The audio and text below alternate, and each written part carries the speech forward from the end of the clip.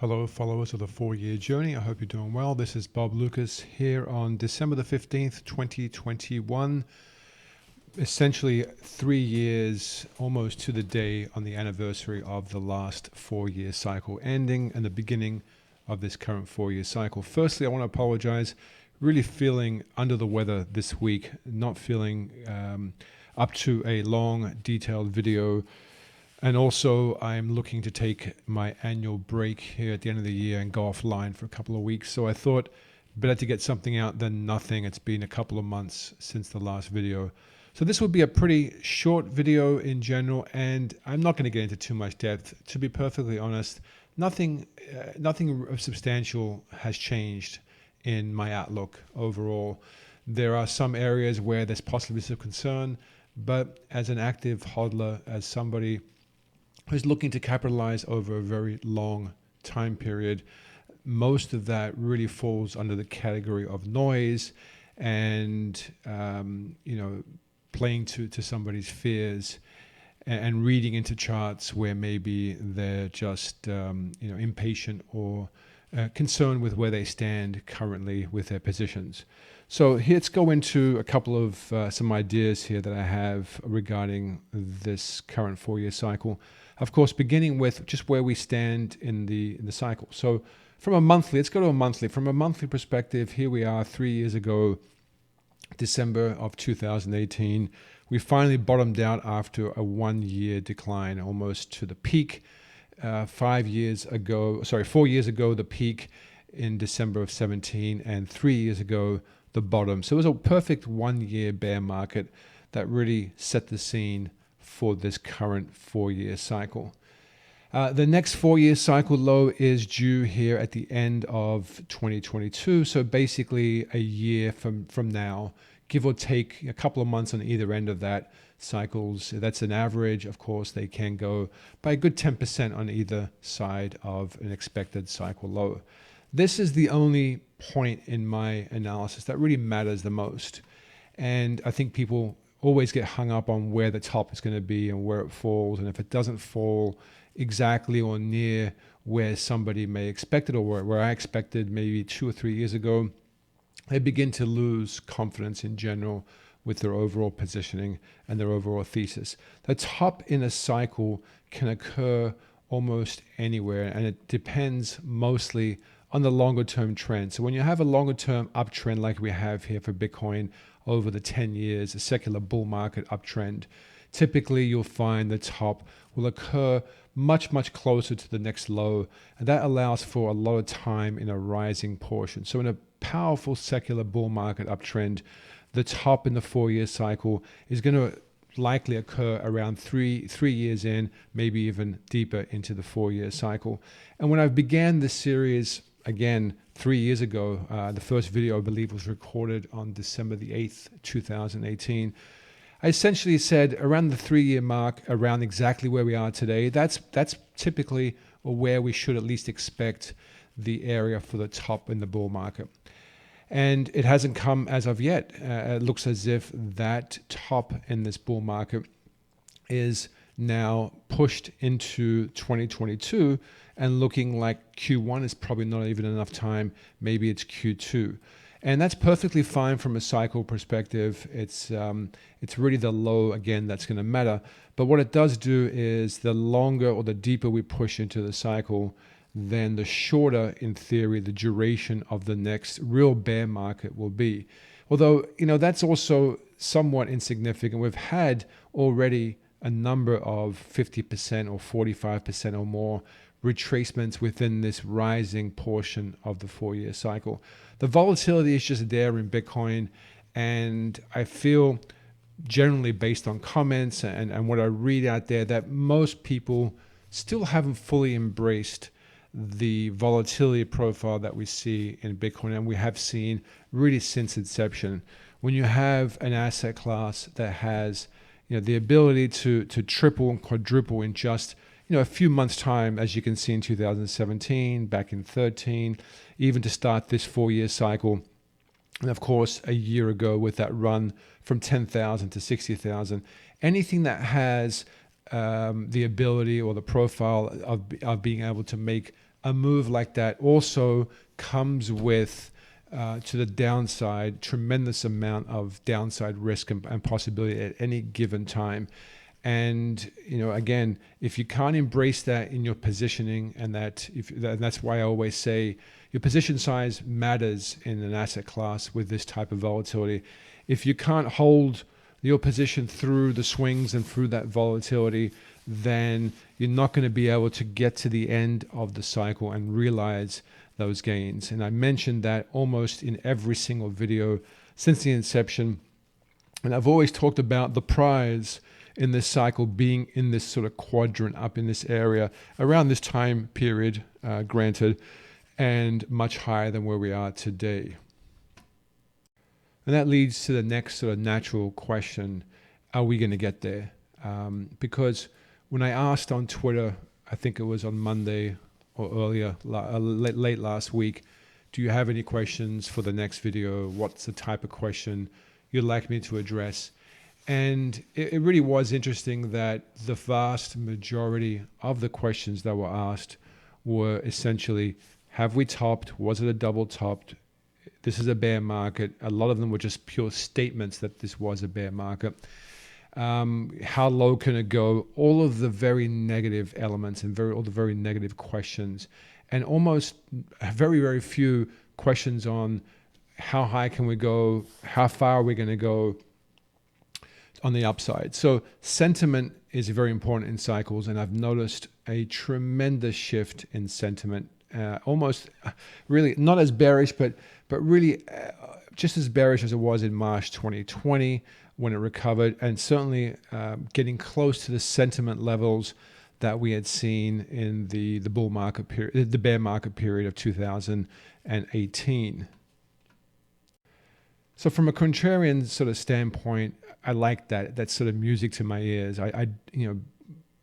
Bull markets end obviously with a lot of euphoria, and sentiment is wild to the bullish to the bull side, and we have nothing like that. And one can make the argument that we had something close to that in this November through to sort of March run back earlier in the year. But at the same time, I don't feel that it was a type of sentiment, the type of retail participation that I would expect to see from an asset class that's maturing like it is. It certainly wasn't anything like the 2017 move in terms of sentiment, in terms of new retail participation. Very little of that occurring right here. In fact, yes, we had some retail participation, new retail participation at the end of this move the last couple of months. I had some acquaintances or friends of friends who sort of got involved at this point. But again, nothing close to the type of extent that you had seen in the past. And I think more importantly, nothing that it comes close to the type of mania that I think we want to see or expect to see in a bull market with a market cap much higher, with much broader participation. So that is one of the main drivers for me thinking that we didn't see a top in this 4-year cycle, that we still have further action to go. And also, not that I'm a big on-chain analyst, but I do look at some of that data. And some of that data is really healthy from an accumulation and a hodl standpoint, from what the miners are doing in general. It just feels to me as if we're just building yet another base right here that will support the final run to the 4-year cycle peak. If I look at it from a weekly chart and sort of break down a little further, it looks a little similar in structure, at least, to kind of what we had here in 2019 before the eventual run up to this peak. It's almost as if and I did talk about this being a foundation back here when it was developing, and that was the catalyst, or at least the springboard, to allow it to make that big run up. And this 4-year cycle seems to have a lot of that characteristic. If you remember or recall back when the bear market ended, very few people were expecting this to continue. Bitcoin was dead at that point. And then Bitcoin, within space of 6 to 10 weeks, went on a 4x run. that very few people were able to capitalize on and to take advantage of. And it wasn't until it broke above this 10,000 level and spent just a couple of weeks going to 14,000 did everybody who was in the past bull market involved finally sort of wake up and say, geez, this really is back on. This is over. The bear market's done. We're back in. And of course, just like markets like to do, they like to punish the undisciplined investor or trader who comes late to any move and who follows essentially the herd. And, that led to a pretty savage 9-month decline that also culminated after trapping people in with this move right here with one of the most historic collapses in Bitcoin's history. And that set and sowed the seeds for building this foundation. Of course, again, I said this was not the 4-year cycle top already. This was a place to get back in. And eventually we made that run up. And I think, again, this 4-year cycle has really just shown us 2 major runs. And the rest of the time, it's been a lot of shakeouts, a lot of sort of back and forth grinding action that's been frustrating for a lot of people. The only people that I think have done extremely well out of this cycle, of course, there are always many individual cases, but the people that have done best are people who are following sort of strategies like this, where you're looking at a much wider, much longer time frame, and you're believing in the underlying philosophy, the underlying technology, and you're in with a reasonable position, and you're not allowing the 50, 60% declines, the shakeouts, the collapses to shake you out of that position, because you have a longer term strategy in mind, a longer term target in mind based on time and also price, and that's allowing you to stay in position. But now we stand 3 years into the cycle, and I feel that that position, that belief is wavering, and people are really questioning that narrative. And that's because, for the most part, if you follow that strategy, you're sitting on a really sizable, profitable gain, at least on paper, if you look at your Bitcoin stack from a USD or a fiat perspective. Of course, the folks, and there are some who are listening, view their portfolio as 1 Bitcoin equals 1 Bitcoin, and it doesn't really matter. And for them, that's fine. They are true hodlers in that sense, and it doesn't matter. And they're in for the very, very long term, regardless of any 4-year cycle decline, let alone these intermediate declines. But for the active hodler, for those who sort of want to get in on a longer time frame at a low price and at least capture some of those gains and maybe buy a nice piece of property or shore up their financial future, it's important to them. And I think that's playing on a lot of people's minds right now, where they look at this market and they look at the paper gain that they have, and they're worried that they're going to get caught in a massive bear market, 85, 90% decline again. And I will say that I do believe that we are eventually, in the next bear market, going to see 80% declines again. I don't think that's personally going away, given Bitcoin's volatility and its profile and its history. I don't buy any narrative that institutions will never allow that, because we've already seen 50% declines and so on in short periods of time, and even, of course, the March collapse. So I don't buy that narrative. So yes, I do believe we will see large multi-month bear market declines of 80% or more, but I don't think we're going to see that now. And that's why people are very worried that they may have seen the top right here, and they begin to read a lot into the charts. Now, yes, until we get back above the highs and break this sort of double top structure, okay, anything is possible. And I'm the first to admit, and the reason why I'd sold a small piece of my allocation at 28%, I just wanted to bank some of those gains and allow me to be in a position right now where I can be a little more patient and not freak out over the slightest kind of action that doesn't go perfectly to plan. Plans are there as a guide, and one that you need to believe in, but also be flexible to adjust when that plan doesn't go to accordingly to the analysis. However, right here, I still don't see anything that ultimately scares me. I know a lot of people, I mean, if you recall with this decline here, just 3 or 4 months back, maybe a couple of videos back, the calls for a bear market were loud and deafening, and it didn't happen. And so many people sold right in the bottom right here. And even when it sort of surged right here, the talk that this was just an impulse move, and all the bear market comparisons to 2018 and other bear markets were all over social media. And then it really quietened down when it got back up to the highs. But conveniently, like all markets like to do and confuse, we've now got this sort of double top structure that bears are latching onto, and that's the narrative. And that's either full-on sort of perma bears or just folks in general who want to believe in a bullish case but are just so concerned with losing what they have that they latch on to this bearish narrative. From a cycle standpoint, when I look at these 60-day cycles, I still see in the short term a rising structure. The last 2 cycles, the lows have formed above the prior low and the high above the prior high. So at least in the intermediate time frame right here, we're in a rising structure.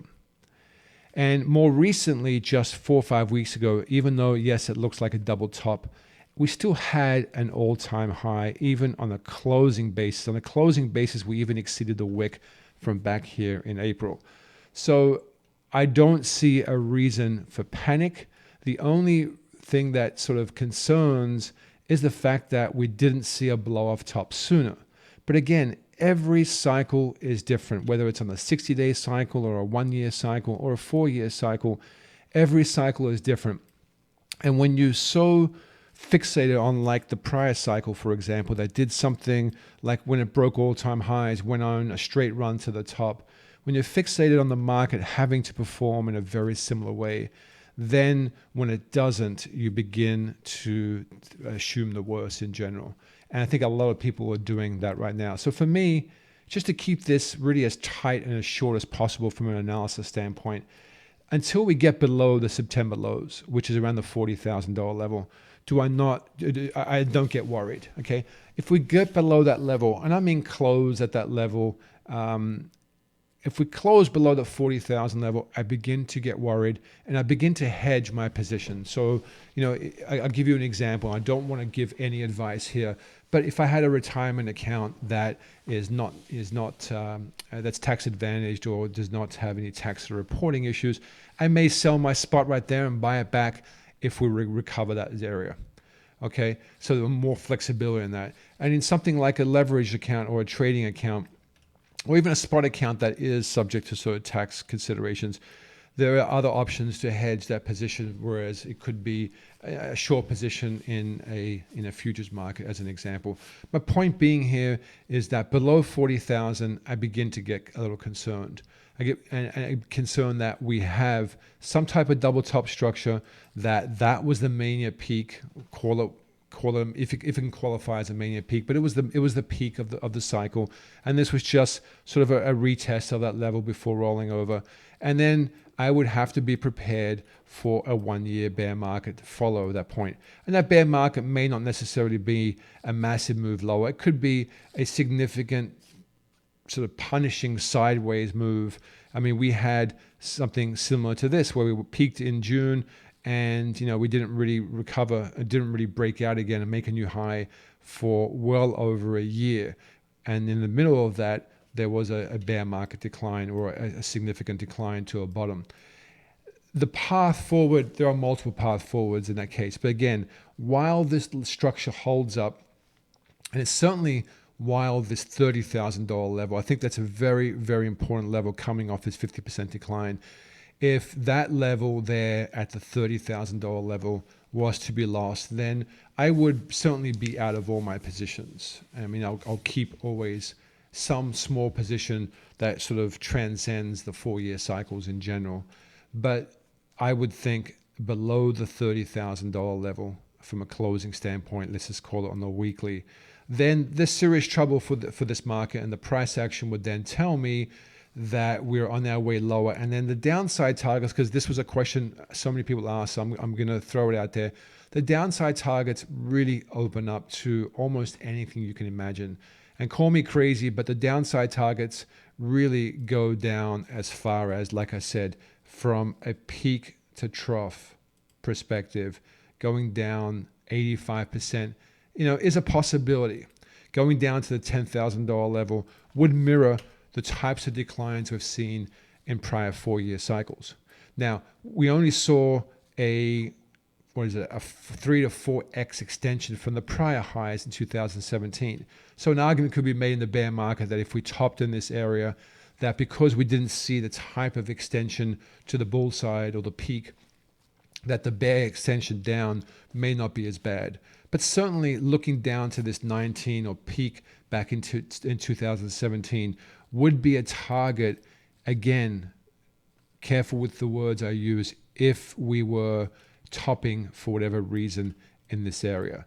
Not my belief for a second, to be perfectly honest. If the price action tells me otherwise, then I'll be quick to do that. And, hedging and selling at the 40,000 level and then ultimately out the $30,000 level. Is it the end of the world? It's not for me, at least. I don't think it is for anybody who's been actively following the process and essentially taking almost a 10x gain in the spot in any investment is phenomenal, especially if that were to be the case, considering that we only got a 3 or 4x extension when everybody's been expecting a 10x extension to 200,000 and above, and especially considering the vast and the significant volatility that we saw throughout this 4-year cycle. To be able to walk out at a worst case scenario with a 10x gain over that period, given all of that, I think is a good result. Now, that's putting aside now all the bearish talk, all the negative talk. Let's get a little more positive. So from a 4-year cycle standpoint, using 60-day cycles here as a guide, I think we're probably now looking at a sideways chop into the next 60-day cycle low into the February timeframe. And what I'm looking for is sort of to build this right side here a little bit more and just really be range bound from, let's call it sort of maybe down as 40 to low as 40,000 to 60,000 for one more cycle before testing those all-time highs again and breaking out. Now, if that were to happen and follow that path, what I do believe you'll see with the eventual break of that level is you'll see that final shot up, and it would be quick and fast and possibly just 2 60-day cycles and no more than that. So over a 120-day, 4-month period. We've seen that before with the type of move that we saw back here in March of 2019. And of course, we saw that with October move. These were sort of 3 to 5 month moves. And I certainly believe, given the 4-year cycle timing, the fact that the next 4-year cycle low is due 1 year away, I do believe that eventually, when we do break to the upside, it's going to be a fast move and most people will miss it again and also start to get in at a price around 70, 80, and 90,000 and leave themselves very little room to a top. And that's because if we do get that run, all the super cycle narratives and all the up-only narratives will come back in force, sucking all of the participation in to the top to provide liquidity for that market for the top and their eventual reversal down. To me, again, looking at the monthly, we're sitting at the 10-month moving average right now. The 10-month moving average for a trend is important to me. I like to see any bull market uptrend respect that 10-month or a 10 EMA. In this case, the 10-month moving average. We're right at that point, slightly below that level right now. So here's where I'm saying we need to build this base and hold this kind of level right here. And that's why losing those lows from back in June really tells me that the trend is done. At that point, it's too late in the cycle. You can get away with it early in the cycle like we did here in March. It's certainly because we did stretch too far to one side and then the pendulum swung back the other way. This time we're 3 years into the 4-year cycle and we should be getting into that really speculative blow-off phase of the cycle. I don't see a market that can support on the monthly getting below that $30,000 level and then reversing and coming up to a high. Just not enough time as far as I'm concerned for that to play out. So this is why I'm saying here, we need to hold this level. We can make a move down to 40. We can even possibly wick down to 30 in a sharp fashion and end up with a wick similar to the March 2020 wick. In the end, though, by February, I'm looking for this move to come back up to test those highs. And then, as I said, 2 cycles, maybe no more than 2 cycles, I would think, into the summer months now, looking for that peak, then a bear market decline. And then let me I've talked about this before. I think we can then follow that up with a relatively quick bear market decline into the 4-year cycle low, sharper in nature than anything else, that follows a V-shaped recovery to make one final run to the peak of the next cycle. And this would be the next 4-year cycle peaking early. So this is not anything like the idea of an extended cycle. The 4-year cycle lows would still remain consistent. It's the peak in the cycle that I introduced this video with that can come at any point in the cycle. And what I believe is, from a longer term standpoint, we're going to begin to see a more of a rounding pattern as we begin to reach those higher market cap levels and start to reach a general maturity level for an asset class. I believe then this blow off move sets the scene for not so much an uglier bear market, but more of a bear market similar to the NASDAQ of 2000 to 2003 period, where after a massive blow off, we had a really long consolidating period. And I think this is what this market is setting up for. Now, of course, there's no point in talking about the next 4-year cycle when we're still trying to figure out this 4-year cycle and work out whether or not we still have that blow off move for this 4-year cycle. So let's just put that aside, and it doesn't really change or should not change your behaviors in terms of allocations at all. So for this 4-year cycle, just moving back to that, I still believe, again, just to really summarize this video and close it out, that we are heading up to this move right here, that getting below 30 is an ultimate get out position or get out signal. Getting below 40 is probably an area where you would want to sort of hedge. I can't describe what that looks like, how that's executed from your behalf. That's something you would have to do, or whether you should even bother or care at this point. I think ultimately that $30,000 level is the most important level, and losing that level is lights out for this bull market 4-year cycle run.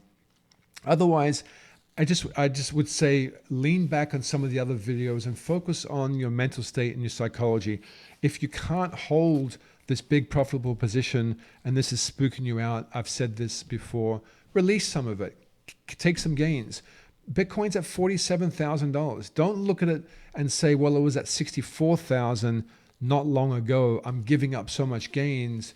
Look at it like, well, I got in at 4, 5, 8, 14, whatever the number is, and it's now at 45. That's great. So I'd only recommend that for folks who are just struggling in general with their position size, who are waking up daily and nightly, looking at price and really freaking out about whether or not this market has topped.